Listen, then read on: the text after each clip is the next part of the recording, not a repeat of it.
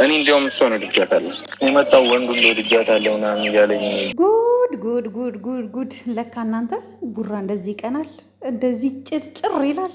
እኔ እንደዚህ የሚቀና አይመስለኝም ነበር። እንዲ የመጣ ወንድ ሁሉ ወድጃታለሁ ይላል።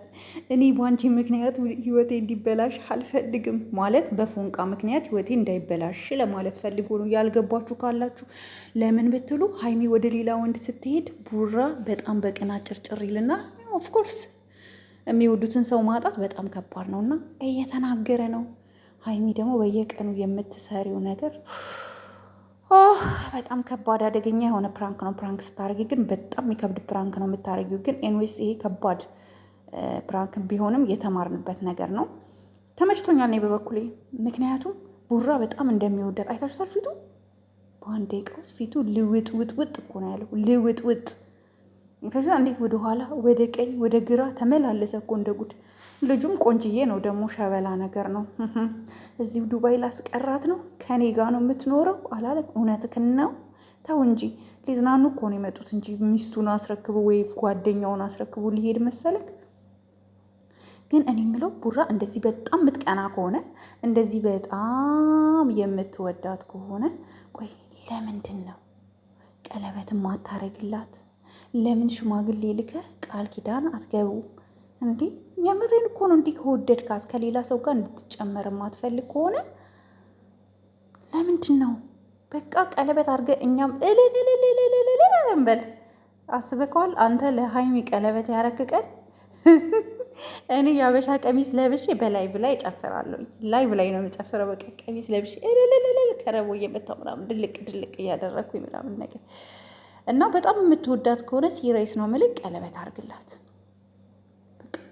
ሀይሚ ደግሞ ያንን ነገር ትፈልጓለች። ብዙ ጊዜ ካያቿት ሀይሚ ፕራንክ የምታደርገው ቡርኬን ከሌላ ወንድ ጋር ሆና ነው። ሁሌ ቡርኬ ደግሞ ሁሌ እንደተንጨረጨረ ነው። አስቡት። ሰው ምን ይሻላል ንገሩኝ? ቀለበት ይሰርላት። ከዛ እሱም ሁሉም የመጣ ወንድም ከዚህ በኋላ እሷን አንተ ቀለበት እንዳደረግ ከታወቀ አብዛኛው ሰው እሷን አይጠይቃትም ማለት ነው። እኔ ልውሰድሽ የኔ ሁኝ የሚለው የሚያስጨንቋት ሰዎች አይመጡም። ታስታውሳላችሁ? የዛሬ ወር አካባቢ ላይ የአዲስ አበባ ያለው የሀብታሙ ልጅ ቀለበት ስላላሰረ ነው ቡርኬ ሀይሚን ካልነጠቅኩ ሲል የነበረው። እኛ ሁሉ በዛ የዛኔማ በጣም ታመን ነበር። አይጣል ነው ብቻ አይጣል።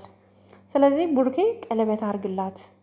ሁላችሁም እንደውም ድምፅ ልንሆናት ይገባል። ሀይሚ ቀለበት ይታሰርላት፣ ቡርኬ እባክህን ቀለበት ይሰርላት ብለን ድምፅ ልንሆናት። እንደዚህ የሚወዳት ከሆነ አንድ ቀን ታይ እና ሴት ልጅ ናት እኮ ባይዘው ሴቶች፣ እኛ ሴቶች እናይና እንዲህ ሰው ከኔ ጋር ህይወቱን መቀጠል ካልፈለገ እኛ ሴት ልጅ በህይወቷም እንደምትወድ ታውቃለህ። ቡርኬ ሰርግ ትወዳለች ሴት ልጅ። ቀለበት ተንበርክኮ የሚያደርግላትን ወንድ ትወዳለች። ሰርግ የፈለገ ነገር ባይኖራት ተበድራም ቢሆን ሰርግ ሲደገስላት ሴት ልጅ ደስታዋን አትችለውም። ግን እኛ ሰርግ ደግስ አይደለም፣ ግን በቃ ቀለበት ቃል ኪዳን ሰርላት፣ ቃል ኪዳን ተገባቡ።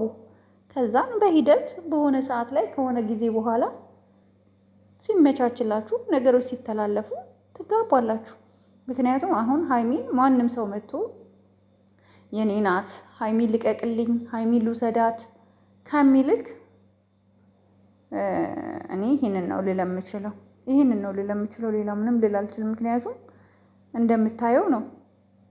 ያም የመጣ ወንድ ሁሉ ሀይሚን ሊወስድብክ የመጣ ወንድ ሁሉ ሀይሚን ሊወስድብክ። ነገሩ በጣም ነው የከበደው። ስለዚህ እኔ እንደ እህት ልመክርህ የምችለው ቀለበት ሰርላት። የትም ንቅንቅ አትልም፣ ወዲየትም ንቅንቅ አትልም።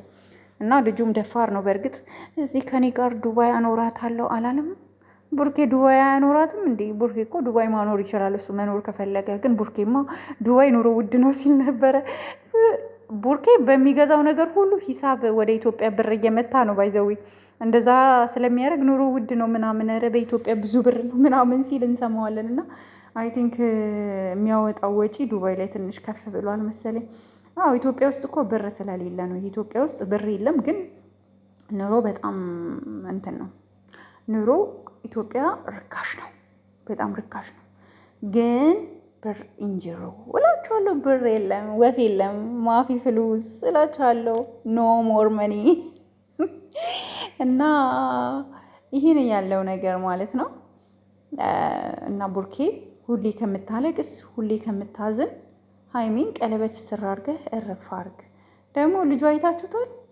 ልጁማ ወዷታል። አይኑ እንዳለ ሀይሚ ላይ ነው። አይኑ እንዳለ በቃችን ሸበላ ሴት። ሀይሚ እኮ ሸበላ ናት የምር። እቺ ሸበላ ሴት አሁን ካልወሰድን ብሎ ስንቱን አይኑን የሚጥልባት። እና ሙዶችዬ ለዚህ ቤት አዲስ ከሆናችሁ ላይክ፣ ሼር፣ ሰብስክራይብ ማድረጋችሁን እንዳትረሱ። ቡርኬና ሀይሚም እራሳችሁን ጠብቁ። ሀይሚዬ ፋፋፋፋ በይ፣ ተዝናኚ፣ እንዳትጨነቂ። አሪፍ አሪፍ ቦታዎች እየሄዳችሁ ቪዲዮ ቅረጹ፣ ፎቶ ተነሱ። ሀሳብ ችግር ካለ ደግሞ ማንኛውም የገንዘብም ችግር ካለ የማንኛውም ችግር ካለ ደግሞ እኛ ጋር ደወል ማድረግ ትችላላችሁ።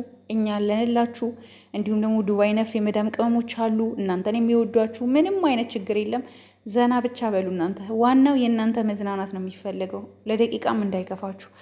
እንዲሁም ደግሞ ብሩክ ይሄ ሹፌሩ ከሆነ ሁሌ ይዟችሁ የሚሄደው ጠርጥር የምር ስፖኪዮ የፊት ለፊት ስፖኪዮ እንዲያዞር የውስጥ ስፖኪዮ ማለት ነው። የፊት ለፊት ስፖኪዮ ማለት የመኪና ማብራቱን የመኪናው መስታወት አለ አይደለ?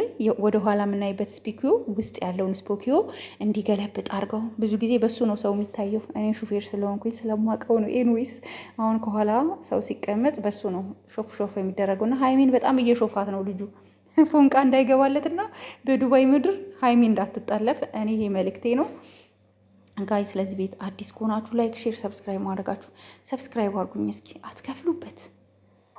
አትከፍሉበት ምን ችግር አለው? እስኪ እኔም ብታስደስቱኝ 30 ሺህ ብታስገቡኝ። ትንሽ ነው የቀረኝ፣ 30 ሺህ ያስገቡኝ እስኪ። ከዛ ኢንሻአላ እኔ ደግሞ አንዱን ባሌን ይዤላችሁ እመጣለሁ። አላገባውም ግን ባል ፈልጌ ይዤላችሁ እመጣለሁ። ባሌን አስተዋውቃችኋለሁ። እስከዛ ድረስ ይቀናኝ ይሆናል እና ጋይስ ልቀልድ ብዬ ነው። እወዳችኋለሁ፣ አከብራችኋለሁኝ። ሰብስክራይብ አድርጉኝ፣ ላይክ ሼር እንዳይረሳ። እወዳችኋለሁ። ደህና አደሩልኝ።